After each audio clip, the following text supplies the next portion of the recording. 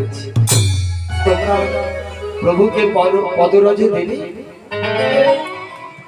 গোপীগণ বলে, আরে নারায়ণের মাথায় যন্ত্রণা হচ্ছে, তোমরা দেবো না? ঠিক আছে, তুমি নামাবলী পাত, আমরা সকলে চরণে ধুলি দেব। সব গোপীরা ওই যমুনা গঙ্গায় পা ডুবিয়ে এসে আর ওই হাঁটতে হাঁটতেছে, যত পায়ে ধুলো লেগেছে দেবশ্রী নারদ নামাবলী পেতে দিয়েছে, আর ওই নামাবলীতে সব এসে পাঠ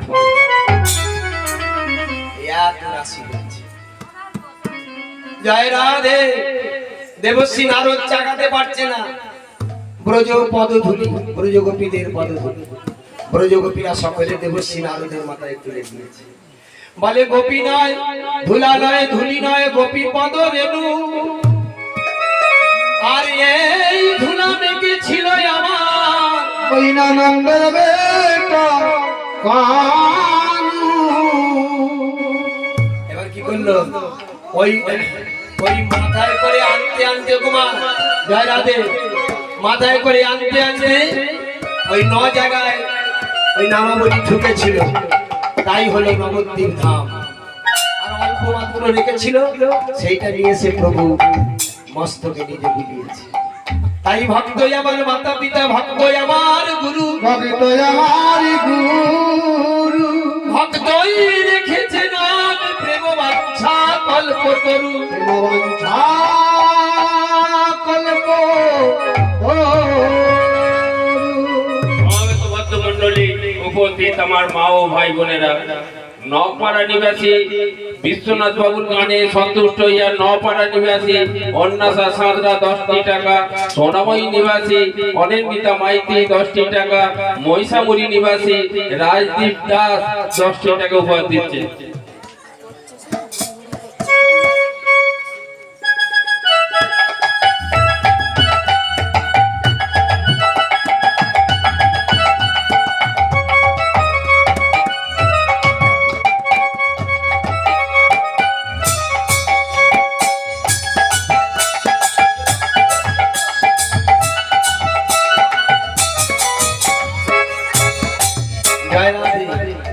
তাহলে সেই ভগবানের আজকে আমার ভগবান শ্রীকৃষ্ণ অচৈতন্যের পরে আছে, তাই কি করছে গুমা, সুবল বসন ভিজাইয়া মুখানি মুছাইল কহর মধুর বাণ, বসন ভিজাইয়া মুখানি মুছাইয়া কহিল মধুর বাণ, বসন ভিজাইয়া মুখানি মুছাইল কহিল মধুর বাণ, আর বসন ভিজাইয়া মুখানি মুছাইয়া কহিল মধুর বাণ। একবার কথা বলে রে কানাই, একবার কথা বলে রে কানাই, এই তো কথা বলতেছিলি, একবার কথা বলে রে কানাই, এই তো কথা বলিতেছিলি, একবার কথা বলে রে কানাই। এই তো কথা বলতেছিলি, একবার কথা বলে রে কানাই, এই তো কথা বলিতেছিলি, একবার কথা বলে রে কানাই। আমার প্রাণের ভাই, একবার কথা বলে রে কানাই, ওরে আমার প্রাণের ভাই, একবার কথা বলে রে কানাই। অনুনয় বিনয় করে বলি, একবার কথা বলে রে কানাই, ওরাই বিনয় করে বলি, একবার কথা বলে রে কানাই। বলি ওরে আমার প্রাণের ভাই, একবার কথা বলে রে কানাই। ওরে আমার প্রাণের ভাই, একবার কথা বলে রে কানাই। এই তো কথা বলতেছে। তা ভক্ত যখন নয়নে জলে কাঁদছে, ভগবান তো সহ্য করতে পারে না, তাই এমন সময় ভগবান শ্রীকৃষ্ণ কি করলো গো মা? ওই নয়ন মিলে যেই তাকিয়েছে, শুধু নয়ন মিলে তাকায় নেই, সুবল সুবল বলে ডাকিতে লাগিল, লাগিল সুবল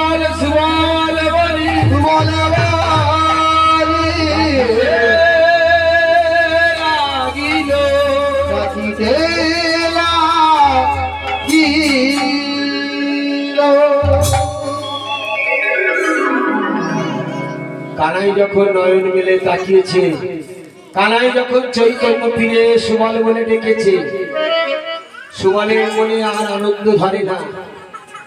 ভাই সুবল, আরে কানাই তোর কি হয়েছিল রে? তুই তো আমার সঙ্গে বেশ কথা বলছিস। যেই চাপা ফুলের মালাটা তোকে গলায় পরিয়ে দিলাম, আর পরানোর সঙ্গে সঙ্গে তুই মূর্ছায় পানিতে পড়ে গেলি। তাহলে এই চাপা ফুলের মালার মধ্যে কোনো বিষদর্পী সাপের বিষ ছিল? বল ভাই, সেই বিষের তীব্র বিষে তুই অচৈতন্য হয়ে পড়ে রইল।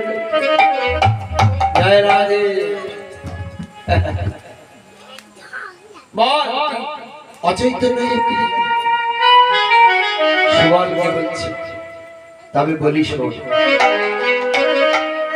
এখানে ভগবান শ্রীকৃষ্ণ সুবলকে বলছে, গাথিয়া চম্পকের মালা, চম্পকের মালা মোরে গলে দিলি, মোরে গলে দিলি, চম্পক বরণীরা, চম্পক বরণীরা আমার মনেতে পড়িল।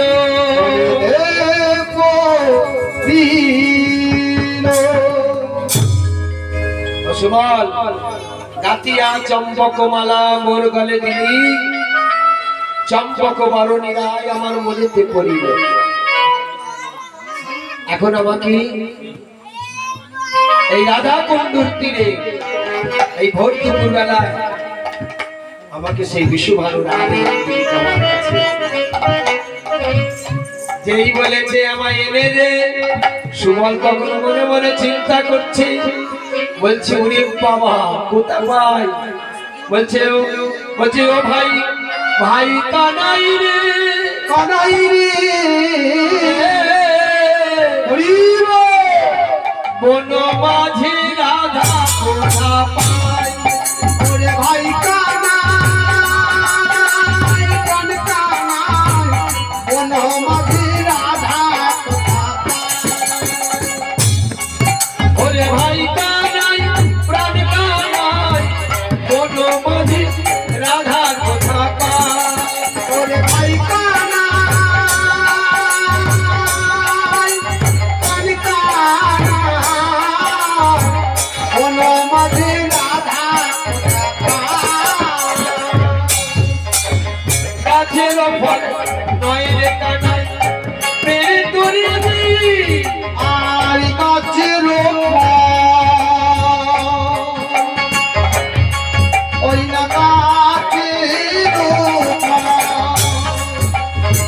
গাছের ফল নাই রে কানাই রে দিবি, গাছের ফল নয় রে কানাই, পেরিয়ে নিয়ে দিই, ওই না গাছের ফল নাই রে কানাই বেড়ে দিবি,